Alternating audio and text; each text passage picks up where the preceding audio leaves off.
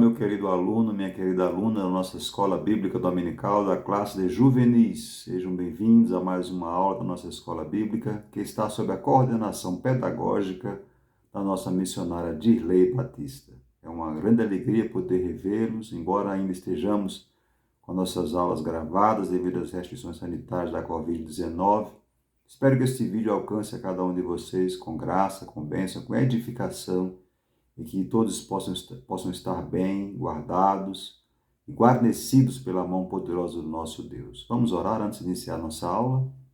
Amado Deus e bondoso Pai, queremos te agradecer por esta escola bíblica dominical, por esta classe, por esses jovens, a quem o Senhor tem a cada semana abençoado com a ministração da Tua Palavra. Fica conosco, dá-nos uma aula abençoada e fala conosco mais uma vez, Senhor. Tua Palavra ela é viva, ela é poderosa, ela é verdadeira. Abra o nosso coração para compreender a Tua revelação. Assim nós oramos, agradecidos em nome de Jesus. Amém. Bem, meus queridos, estamos estudando nesse trimestre sobre um tema muito maravilhoso, que são questões difíceis do nosso tempo. E a lição de hoje, a lição de número 9, vai tratar de um desses temas que nós temos abordado aí dentro desse contexto. São temas que envolvem questões éticas e que estão sendo examinadas à luz das Sagradas Escrituras. A lição de hoje tem por título a utilização de células-tronco. E o nosso enfoque bíblico está em Êxodo, capítulo 23, versículo 7, que diz: de palavras de falsidade te afastarás, e não matarás o inocente e o justo, porque não justificarei o ímpio. Nossa lição bíblica tem a leitura bíblica em classe, Jeremias, capítulo 1, versículo 5, e em Eclesiastes, capítulo 1, versículos 13, 14, 16 a 18. Nossa introdução nos traz a reflexão sobre esse tema das pesquisas e uso de células-tronco para compreender que a manipulação de embriões para fins de pesquisas ou de tratamento não tem embasamento bíblico, como veremos daqui a seguir. A nossa compreensão é que, a partir do momento da fecundação, já existe um novo ser humano, independente e individualizado. E esse é exatamente o tema que nós vamos estudar aqui nesta manhã, sobre a utilização de células-tronco. Em primeiro lugar, o primeiro tópico da lição fala sobre o que são células-tronco. E aqui na revista diz o seguinte: células-tronco são células mestras que têm capacidade de se transformar em outros tipos de células, incluindo as do cérebro, coração, ossos, músculos e peles. São células capazes de autorrenovação e diferenciação em muitas categorias de células. Então, meus amados e queridos, esse tema dessa lição desta manhã é muito parecido com o tema que nós já estudamos sobre o aborto, em lições passadas. No entanto, precisamos compreender que célula-tronco, a discussão em relação à célula-tronco é exatamente essa. A célula-tronco é uma célula mestra, uma célula-mãe, que é capaz, então, de ser utilizada para renovar, para restaurar tecidos e até para curar enfermidades hoje reputadas como incuráveis pela ciência moderna. Precisamos aqui compreender que há dois tipos de célula-tronco. A primeira são as células-tronco embrionárias e as segundas são as células-tronco adultas. Então, o nosso pastor Douglas, pastor presidente desta igreja, ele tem um livro lançado pela CPAD chamado Valores Cristãos, enfrentando as questões morais do nosso tempo. E no capítulo 7 desse livro, ele traz um ponto relacionado a esse tema que estamos estudando esta manhã, que é sobre a utilização de células-tronco. E nesse livro, o pastor diz o seguinte, no livro que escreveu: o transplante de células-tronco em órgãos lesados seria capaz de dar origem a células saudáveis, regenerar tecidos e curar as lesões.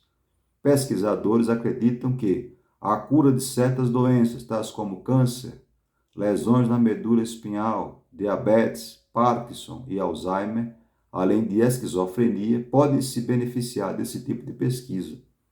As células-tronco adultas são encontradas principalmente na medula óssea, na placenta e no cordão umbilical. Células-tronco adultas também foram identificadas em vários órgãos e tecidos, incluindo o coração, cérebro, sangue, vasos sanguíneos, músculo esquelético, pele, dentes, intestino, fígado, ovários e até em testículos. Já as células-tronco embrionárias são encontradas no plastocisto. O plastocisto o embrião de 4 a 7 dias após a fecundação, né? O embrião é chamado de 4 a 7 dias após a fecundação do embrião, tem-se o nome então de plastocisto e tem a capacidade de se transformar em qualquer uma das diferentes células do corpo humano, né? E essa capacidade que permite que o embrião se transforme em um corpo totalmente formado. É exatamente esse ponto das células-tronco. É um tema que envolve uma questão ética muito forte, né? Sobretudo em relação às células-tronco embrionárias. Em relação às células-tronco adultas, não há nenhum problema, né? Já aqui passando para o segundo ponto da nossa lição, que é sobre a questão ética da utilização das células-tronco embrionárias. Bem, do ponto de vista ético, o uso de células-tronco adultas não teria nenhum problema. Se você vai retirar de uma medula óssea, de uma placenta, do mesmo de um cordão umbilical, não tem problema ético relacionado a isso. O problema ético é relacionado com o embrião. Por quê? Porque quando vai se usar o embrião para dele extrair a célula-tronco, você tem que matar o embrião, né? Tem que inutilizar, descartar o embrião. E esse é o problema ético, então, relacionado ao uso de células-tronco embrionárias. Adultas não teria problema ético, mas sim o uso de células-tronco embrionárias. Ainda no livro que me referi, o pastor Douglas escreveu o seguinte: essa questão ética provocou a discussão acerca da constitucionalidade da Lei de Biossegurança, a Lei 11.105/2005, cujo artigo 5 preconiza o seguinte, abre aspas, é permitida, para fim de pesquisa e terapia, a utilização de células-tronco embrionárias, obtidas de embriões humanos produzidos por fertilização in vitro, e não utilizados no respectivo procedimento. Então, houve uma ação direta de inconstitucionalidade, ajuizada no Supremo Tribunal Federal, e o Supremo Tribunal Federal, na ADI 3510, considerou constitucional, né, o uso de células-tronco embrionárias para os fins, então, albergados na Lei de Biossegurança. Essa é uma decisão de um tribunal humano, mas que não tem nenhum reflexo do ponto de vista da palavra de Deus. Para o Supremo, o embrião não é uma pessoa, né? No entanto, a Bíblia diz o contrário, como texto que veremos a seguir. Então, precisamos aqui, amados, compreender que, embora haja um amparo jurídico-constitucional no Brasil, né, embora haja uma lei permitindo o uso de embriões para extrair células-tronco, né, embora essa lei tenha sido considerada constitucional pelo Supremo Tribunal Federal no Brasil, este respaldo jurídico humano não tem o condão de dar uma legalidade, né? Embora haja uma legalidade humana, não tem o condão de amparar espiritualmente ou biblicamente esse procedimento. Porque não é a concepção humana acerca do embrião que vale para nós cristãos, porque nós pautamos a nossa conduta, nosso pensamento, nossa compreensão pela palavra de Deus. Ela é a única regra de fé e prática e o único guia de conduta para o cristão. Então, para o cristão não vale aquilo que o homem pensa, aquilo que é ao parecer humano, sobretudo nos tempos que estamos vivendo hoje, que são tempos pós-modernos, em que há uma ojeriza, em que há uma aversão à palavra de Deus e à revelação bíblica, né? Em que há um orgulho humano em relação à ciência e ao saber, que tenta suplantar a palavra de Deus. Para nós cristãos, a validade do nosso pensamento, nossas ideias, nosso comportamento, nossa conduta, ela é plasmada, ela é fundamentada na revelação da Bíblia Sagrada, da Palavra de Deus. E aí, então, nossa lição que temos em mãos, no item 2, já estamos falando sobre a visão ética do uso de embriões para a utilização de células-tronco, né, ou células-tronco embrionárias. Aqui está escrito o seguinte, que as escrituras sagradas mostram que o ser humano existe desde a concepção. E não há outra maneira de um embrião se desenvolver que não em um ser humano. Portanto, manipular o embrião, ainda sob a desculpa ética de fazer bem aos outros, é pecado, é antibíblico e afronta a Deus, o autor da vida. Então, já entrando aqui no item 3, da nossa lição, né? O que diz a Bíblia sobre esse assunto. O mandamento bíblico é que é proibido matar, né? Lá em Êxodo 23:7, que é o nosso enfoque bíblico, né? Deus, esse matar aí é cometer assassinato. E aí vem aquela discussão. E o embrião é uma pessoa? Do ponto de vista bíblico, sim. Do ponto de vista de Deus, sim. E aqui eu quero ler com os amados 3 textos da palavra de Deus. O primeiro deles está no livro de Salmos, no capítulo 139, versículos 13 a 16. Eu estou lendo aqui a Bíblia Sagrada no livro de Salmos, 139, verso 13 a 16, na Nova Almeida atualizada, que diz o seguinte: Pois tu formaste o meu interior, tu me teceste no ventre de minha mãe. Graças te dou, visto que de modo assombrosamente maravilhoso me formaste. As tuas obras são admiráveis e a minha alma o sabe muito bem. Os meus ossos não te foram encobertos, quando no oculto fui formado e entretecido, como nas profundezas da terra.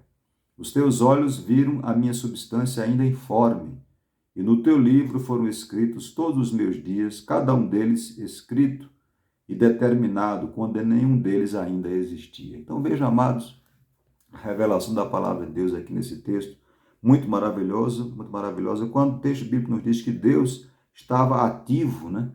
Deus estava contemplando o embrião, a substância ainda informe, né? Aqui nesse texto da palavra de Deus, quando ele diz, os teus olhos viram a minha substância ainda informe, no verso 16, aqui é o embrião, Deus estava vendo o embrião, né? Estava acompanhando o crescimento, o desenvolvimento do embrião, e mais do que isso, o texto nos diz que Deus formou o embrião, que Deus o entreteceu, o teceu, né? Os olhos de Deus não só viram o embrião, mas escreveram no seu livro, no livro divino, todos os dias daquele embrião, né? Cada um daqueles dias foi determinado por Deus, né? Então aqui há um alcance muito maravilhoso, esse mistério do desenvolvimento deste embrião, né? Deste ser, ainda no ventre materno, que mostra que Deus, o embrião não é um mero aglomerado de células, um mero conglomerado de células, que eu vou usar ali para extrair uma célula mãe e curar uma enfermidade, fazer um bem a uma pessoa, mas vou ter que matar alguém, vou ter que destruir um ser, porque Deus considera como ser. A revelação bíblica nos mostra que Deus considera o embrião como um ser, né? Porque na concepção bíblica, na visão bíblica, o ser humano, ele se inicia, né? ele tem o início do ser humano, a formação do ser humano se dá com a fertilização, como está aqui na nossa revista, né? Nós temos então essa compreensão de que com a fertilização, com a junção dos gametas masculinos, espermatozoide, com o feminino óvulo, nós temos ali emergindo um novo ser, um novo indivíduo da espécie humana. E esse indivíduo Deus não só vê, como acompanha o seu desenvolvimento, Deus acompanha o seu crescimento. Então podemos dizer aí, sem sombra de dúvida, que Deus contempla, sim, o embrião, ou como nós vimos há pouco aqui no livro escrito pelo nosso pastor Douglas, né? Deus contempla ali o embrião ainda informe, né? Ainda dentro do ser humano, dentro do ventre materno, Deus está contemplando.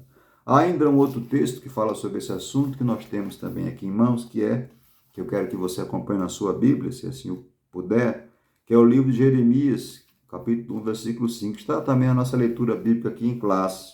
Jeremias, capítulo 1, versículo 5. E diz assim a palavra de Deus. O versículo 4 diz, a palavra do Senhor veio a mim dizendo, antes de formá-lo no ventre materno, eu já o conhecia. E antes de você nascer, eu o consagrei e constituí profeta às nações. Aqui também um texto muito maravilhoso, quando Deus revela ali a Jeremias que ele foi chamado profeta ainda no ventre de sua mãe. Ou seja, quando ainda era um embrião, quando ainda era um ser em formação. Isso é muito maravilhoso, é muito profundo. Nós compreendemos isso, o alcance, né, da visão de Deus, os mistérios de Deus. Então Deus não é bíblico, não se amolda à ética bíblica ou descarte do embrião, mesmo que para curar um mal terrível, como Parkinson ou outro, né? Porque você estaria ali destruindo o indivíduo, matando o indivíduo do ponto de vista bíblico para poder salvar outra pessoa, para poder, mesmo que haja esse manto ético, estamos fazendo bem a um, mas tirando a vida do outro ser, né? Esta é a compreensão que precisamos ter em relação a esse tema que temos em mãos aqui esta manhã. E o terceiro texto que nós podemos também extrair sobre esse assunto está no livro, está no na carta de Paulo aos Gálatas, no capítulo 1, versículo 15 e 16. Né? Já agora no Novo Testamento, vamos acompanhar esse texto. Carta de Paulo aos Gálatas, no capítulo 1, e versículo 15 e 16, que a palavra de Deus nos diz o seguinte: mas quando Deus, que me chamou antes de eu nascer, e me chamou pela sua graça, achou por bem revelar seu Filho em mim, para que eu pregasse entre os gentios. Não fui meritamente consultar outras pessoas. Então aqui observamos que Paulo está aqui novamente falando sobre o seu chamado e dizendo que ele foi chamado por Deus para ser apóstolo, para pregar o evangelho aos gentios, ainda no ventre de sua mãe, antes de nascer, né? Ainda no ventre. Então o alcance, né, da palavra de Deus, que reputa, que considera o embrião como ser humano. Como disse eu, para Deus o ser humano começa a existir no momento da fecundação, né, no momento da concepção, no momento da junção dos gametas. Ali já há um ser que não pode ser descartado para extrair células mães, porque isso seria violar um outro mandamento da palavra de Deus em Êxodo 23, 7, que seria o mandamento bíblico de não matarás, né? Não matarás o inocente, não matarás o justo. E também é um texto, é um tema que nos mostra exatamente isso, que nós precisamos compreender a palavra de Deus à luz da revelação do que Deus traz em sua palavra. Precisamos saber ainda na nossa lição aqui, amados, que, como já disse antes, as células tronco adultas, né, obtidas do cordão umbilical, na medula óssea e outros tecidos do corpo humano, podem ser utilizadas normalmente. Não há problema ético nem bíblico em relação a isso, né? No entanto, a pesquisa em células tronco embrionárias quebra o mandamento divino quando diz não matarás. E aí nós precisamos, nesse contexto, compreender que a vida é um dom de Deus. Somente Ele tem direito de retirá-la, né? Não cabe a nós decidir, então, em que momento vai se dar cabo de uma vida. O embrião é um ser humano, o embrião é o indivíduo. Deus está contemplando o embrião e Deus tem, em relação a este ser em desenvolvimento, um plano, um projeto. Os seus dias estão sendo escritos pelo Todo-Poderoso. Então, embora haja uma lei brasileira autorizando esse uso de embriões, de células tronco embrionárias, embora o Supremo Tribunal Federal tenha reputado e considerado essa lei como constitucional, este manto jurídico humano não tem o condão de respaldar, né, o uso de embriões para extrair células tronco, porque para a compreensão cristã, viola a palavra de Deus e há um preço a pagar em relação a isso. Quando a palavra de Deus é violada, quando o inocente é sacrificado, Deus irá punir então aqueles que estão cometendo homicídio, né, porque estão retirando a vida de seres inocentes ainda em formação. E digo isso porque a palavra de Deus nos mostra que Deus puniu as nações cananeias, por exemplo, que estavam ali a sacrificar crianças, né, a cometer crimes terríveis, sobretudo quando havia situações de idolatria, né? Havia deuses que eram adorados em Canaã, como Milcom, que era uma divindade cananeia, ou Moloque, né, que era outra divindade adorada na região de Moabe, de Amon, que eram países que eram nações que estavam ali em volta do povo de Israel. Né? Essas nações tinham deuses que exigiam sacrifício de crianças que eram mortas, né? E também nós temos ainda os problemas de guerra, né? Quando havia alguns conflitos, quando havia algumas guerras, por exemplo, quando a Assíria invadiu o Reino do Norte, a Bíblia nos mostra que eles abriam as barrigas das mulheres, retiravam as crianças, era uma barbaridade, uma coisa terrível. E Deus usou a boca dos profetas para dizer que queria punir essa barbaridade, esse crime, né? Não iria deixar impune a morte, a matança daqueles inocentes. Então precisamos compreender isso, que Deus é juiz de toda a terra, que Deus não tem um culpado por inocente, e que a sua palavra condena, sim, o uso de embriões para extrair células tronco. Então o uso de células tronco embrionárias viola a palavra de Deus, porque viola o mandamento bíblico de que não matarás, é um ser humano em formação, e isso terá uma consequência do ponto de vista divino. Deus irá cobrar, né? Deus irá punir, como juiz de toda a terra, como disse ele, aqueles que violam a sua palavra. E esta, então, é a nossa lição desta manhã, uma lição que tem esse tema. Nós estamos aprendendo essas questões difíceis do nosso tempo. Então, biblicamente falando, o uso de células-tronco embrionárias não tem um respaldo divino, pode até ter o respaldo humano, mas não tem um respaldo divino. Nós estamos para obedecer a Deus, para observar os mandamentos da palavra de Deus, temendo ao Senhor. Então, o que fazer então com uma situação em que nós temos um mal incurável, nós temos uma alternativa? Bem, poderemos usar a célula-tronco adulta, né? Se puder isso ser utilizado. Mas já não tem como utilizar célula-tronco adulto. Não vamos usar embrionária, vamos confiar em Deus. Ele pode curar o mal incurável, né? No antigo pacto, na antiga aliança, nós sabemos, por exemplo, que a lepra era um mal incurável. E Deus curou vários leprosos, né? Tanto no antigo como no novo pacto. Tanto no antigo como no novo testamento. Então, Deus que curou no passado pode curar hoje.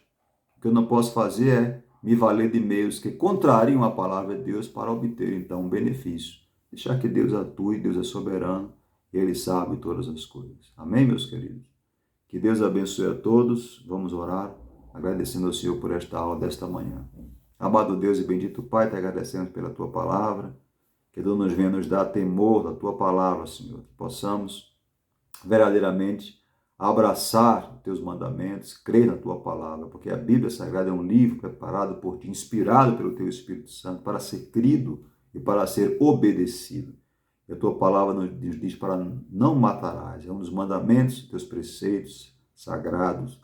E, portanto, meu Senhor, não podemos nos valer de métodos humanos, mesmo com o respaldo, com a auréola humana de legalidade, de legitimidade, quando vem contrariar a Tua palavra, Senhor, porque precisamos saber que a Tua palavra ela é viva, ela é real e é verdadeira. Nos dá, pois, a compreensão, nos dá, pois, o temor, meu Senhor, de poder, então, obedecer e observar a Tua palavra. Nos guarda, nos abençoa, nos livra. Fica conosco, abençoa esta classe, estes jovens, em o nome de Jesus. Eu te peço e te agradeço. Amém. Que Deus abençoe a todos e até a nossa próxima aula.